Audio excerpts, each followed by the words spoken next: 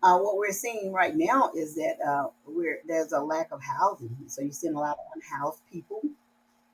You're seeing people that the perception is that like the poor people, they're not they're lazy and they're that they are waiting for handouts. That's not true.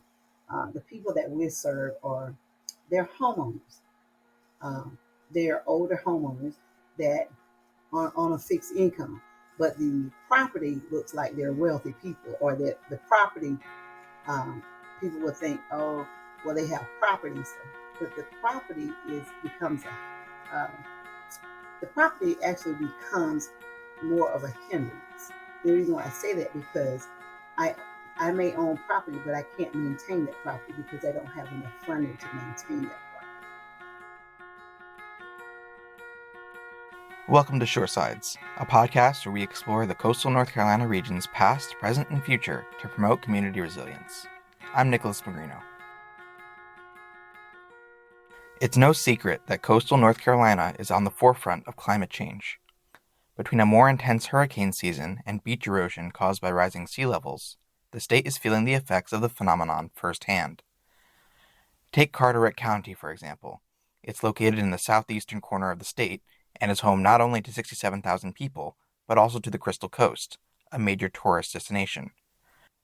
This makes Carteret a vibrant community for fishing and boating, with many flocking to the clear waters of the county, but it also makes the area uniquely vulnerable to the devastating effects of climate change. For lower-income homeowners in this area, the stark reality of living in a changing climate is directly affecting their bottom line and their quality of life. Coastal Community Action, a federally funded nonprofit located in Newport, has been on the ground in Carteret County supporting those who are struggling to support themselves in an environment that is progressively changing. We'll speak to Katissa Head, Executive Director of Coastal Community Action, to learn more about the problems facing homeowners in this often overlooked area of the state. So we work with what I say is high poverty, low opportunity individuals. Um, some people say it's low income individual and extremely low income individuals. We work with unhoused individuals. We work with individuals, families, and the whole community. Um, and the people that we serve, they are either on the federal poverty level guidelines or below it. There are thousands of community action agencies that have been established since 1965, when President Lyndon B. Johnson launched the War on Poverty. There are 34 of these agencies in North Carolina. HEAD's organization in particular serves the coastal area of the state. One of the services they provide for their community is weatherization, which essentially prepares homes for extreme weather events and helps them recover afterwards. HEAD's clients can sometimes live in homes that are below required quality standards. It's up to coastal community action to get these homes at that level before the next bad storm makes things harder.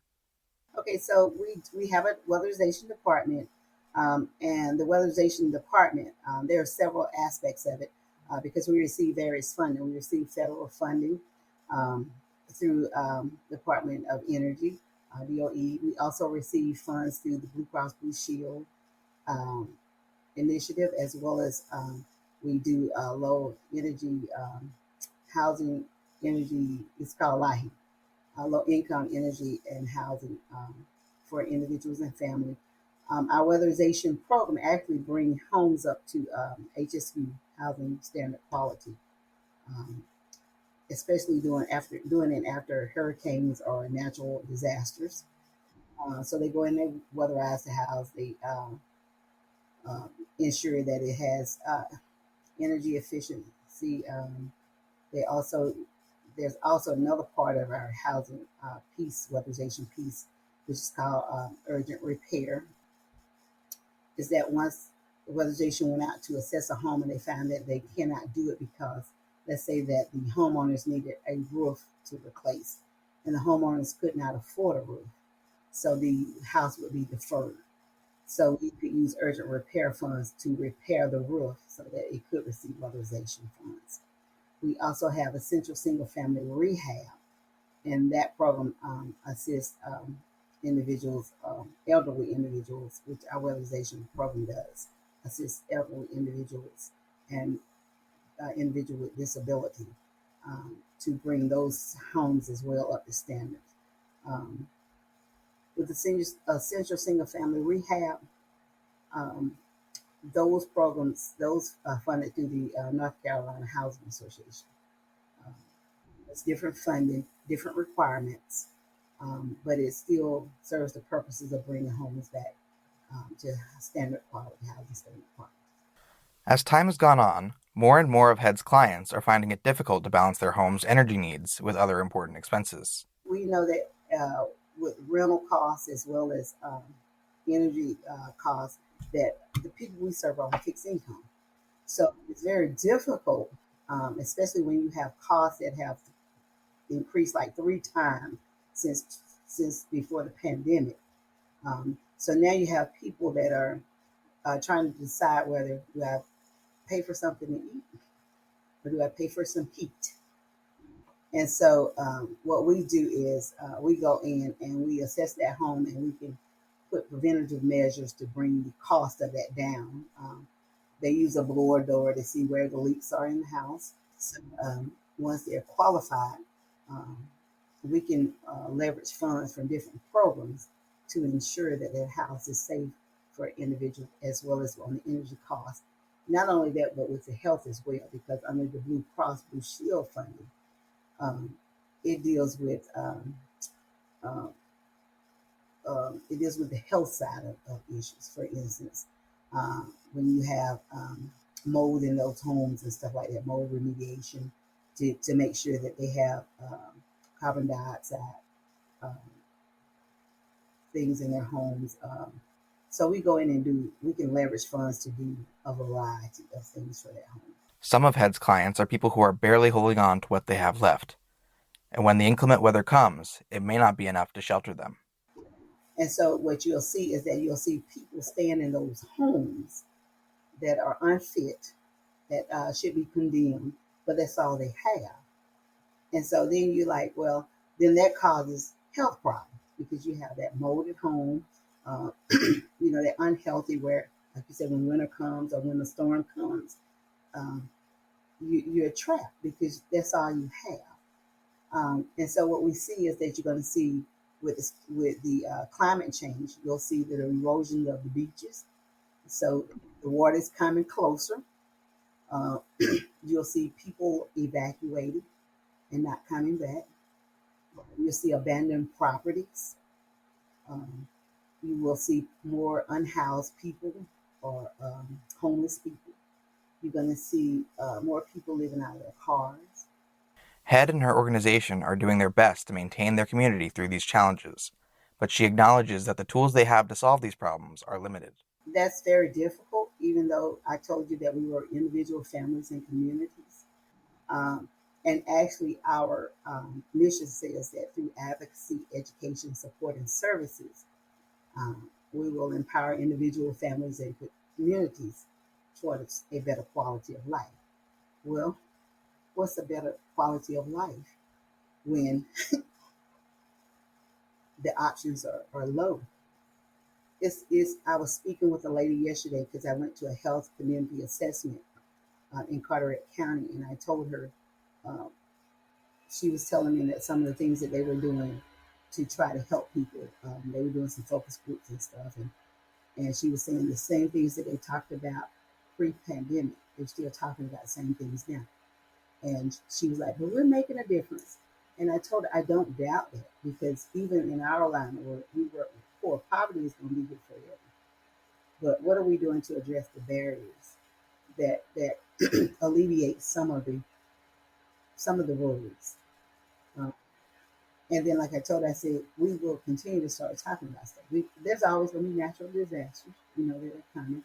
There's always going to be people that are not mobile that can't get around. That's who we deal with too. We deal with poor people that transportation is an issue, especially down east, um, where there is no public transportation. So you get people that are stuck in their homes. And then when you're trying to address the community, we try to advocate through local government legislation and stuff in Washington. How do you tell people, oh, well, people will say, for our agency, why don't you just put some small homes or tiny homes and stuff? Well, I told them there are ordinances.